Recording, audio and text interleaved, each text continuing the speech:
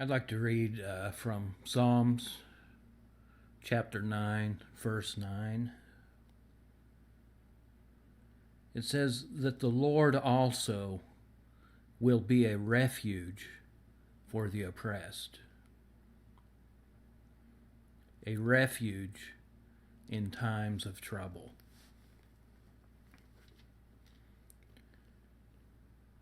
I feel like a refugee.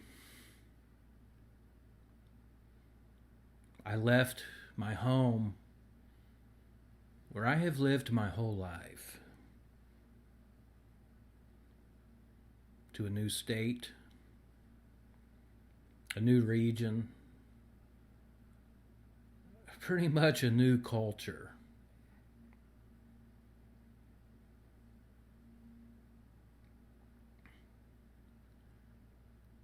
Now, I did this because I believe it was the right thing to do in order to secure my future and the future of my wife. But I also believe, I know I did this move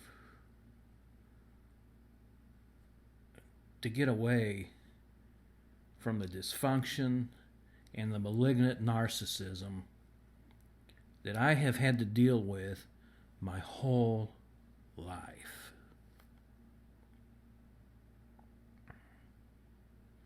I have had to deal with it from my own personal family, my immediate family, and I've had to deal with it coming from my in-laws.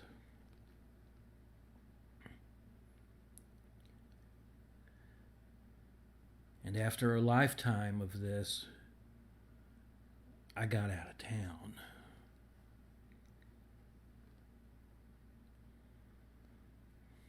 I'm a refugee. If you're a target or a victim of narcissistic abuse, you are a refugee.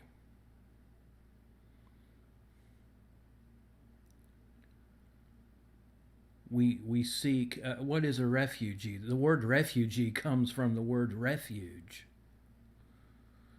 shelter.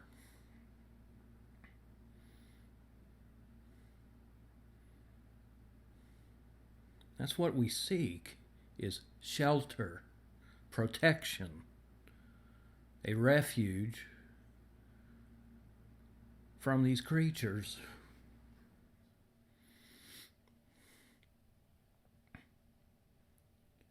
Am I enjoying myself? Not really. I'm having to get used to an entire new environment. That's not easy.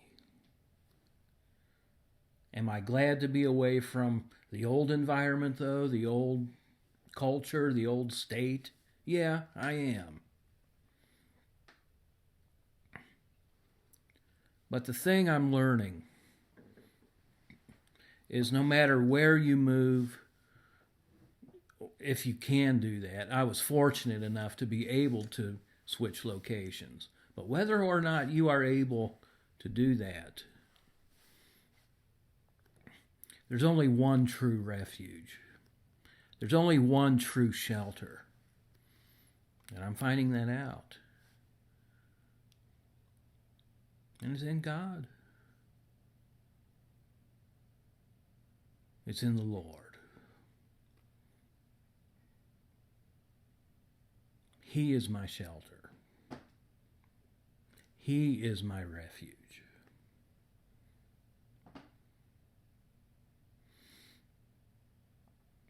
He's the one who has delivered me from some very scary, evil people.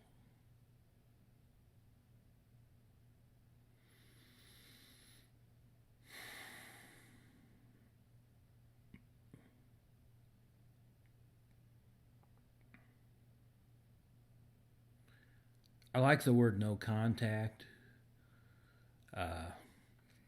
I went no contact with my parents 10 years before I even heard that term.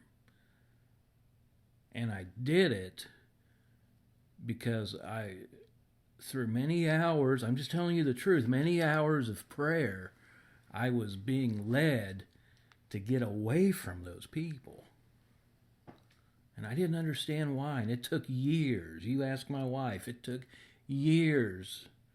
And it finally took a cataclysmic event for my eyes to finally be open that I need to go no contact with these people.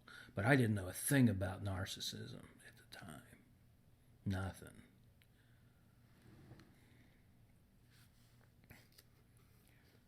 So when I heard the word no contact, it really struck my mind and heart. I like that word.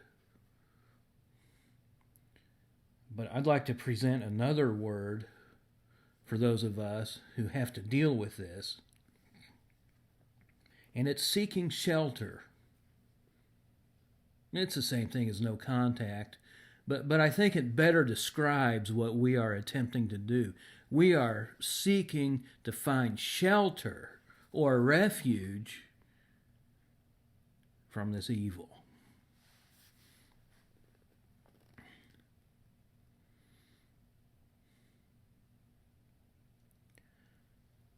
You know, again, I like the phrase no contact, but it has kind of a cold connotation to it as well. You know, say if I were to confront a malignant narcissist and say, I'm going no contact from you, which I doubt I would ever do, but if I did, it would still have that cold connotation to it, and it almost sounds mean. You know, whatever.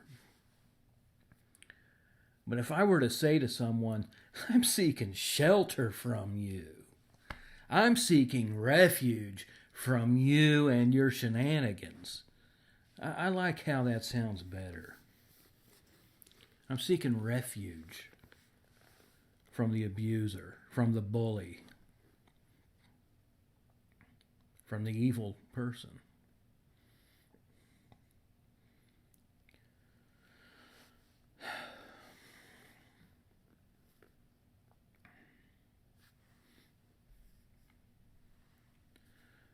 If you're not a Christian or if you don't believe in God, I do want to tell you this. You can at least take refuge in the knowledge that you are following your own conscience, that you are obeying your own understanding of truth and of a higher plane of morality, a higher plane of what is right and wrong. You can seek refuge in the knowledge of that. Now, you're better off seeking refuge from the Most High God and Jesus Christ. But I'm not here to push that on you. I'm really not.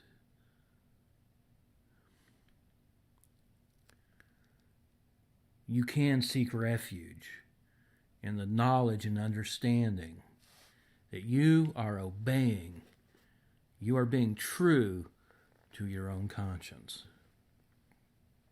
There is refuge in that.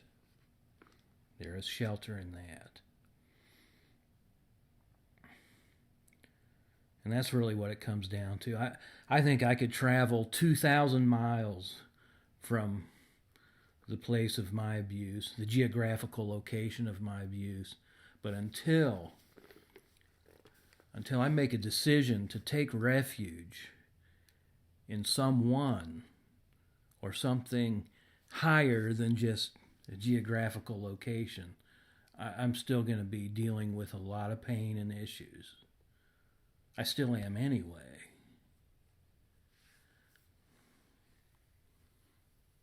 And it is good to get out of town. Anyway, thank you for watching. Thank you.